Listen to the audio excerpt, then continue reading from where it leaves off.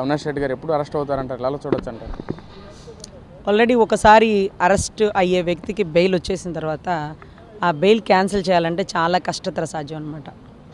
కానీ ఆయన బెయిల్ వేసుకున్న కారణం తల్లికి అనారోగ్యంగా ఉందన్న దాంతో విశ్వభారతి హాస్పిటల్లో అట్లీస్ట్ నోటీస్ కూడా ఇవ్వనివ్వకుండా బెయిల్ వేసుకున్నారు. ఇప్పుడు తల్లి ఆరోగ్యం బాగుంది, ఐసీయూలోంచి ఏసీ రూమ్కి వచ్చేసింది, రాష్ట్రాలు దాటి వెళ్ళిపోతుంది, దేశాలు దాటి కూడా వెళ్ళారేమో మనకు తెలియదు. So what ever it may be, ఇప్పుడు బెయిల్ క్యాన్సిల్ చేసి ఆయన ఫర్దర్ ఇన్వెస్టిగేషన్ చేయొచ్చు.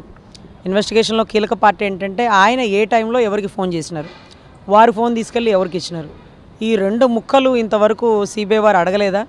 ఈ రెండు ముక్కలు అడుగుంటే ఆ ఎవరైతే మాట్లాడారో ఇద్దరితో, అంటే ఎవరికి ఫోన్ చేసినారు, వారు ఎవరికి ఇచ్చినారు, వారిద్దరిని, అంటే 8 వరకు వచ్చిన కేసు 9, 10 ఎందుకు రాలేదంటే రాష్ట్ర ప్రజలు సందిగ్ధంలో ఉన్నారు, ప్రశ్నిస్తున్నారు.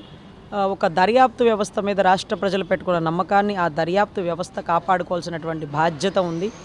అత్యున్నత న్యాయస్థానం ఎలా సుప్రీంకోర్టు, అత్యున్నత దర్యాప్తు వ్యవస్థ ఎలా అయితే సిబిఐ ఉందో దాని మీద ఉండేటటువంటి నమ్మకాలని కాపాడుకొని 8 నుంచి 9, 10 దాకా వెళ్తే కేసు కొంత కదిలినట్టు. అంతేగాని సిబిఐ మా ఇన్వెస్టిగేషన్ అయిపోయింది, మీకు ఏమన్నా కావాలంటే మళ్ళీ చేస్తాను అనే మాట అంత కరెక్ట్గా లేదేమోనని నా ఉద్దేశం అండి.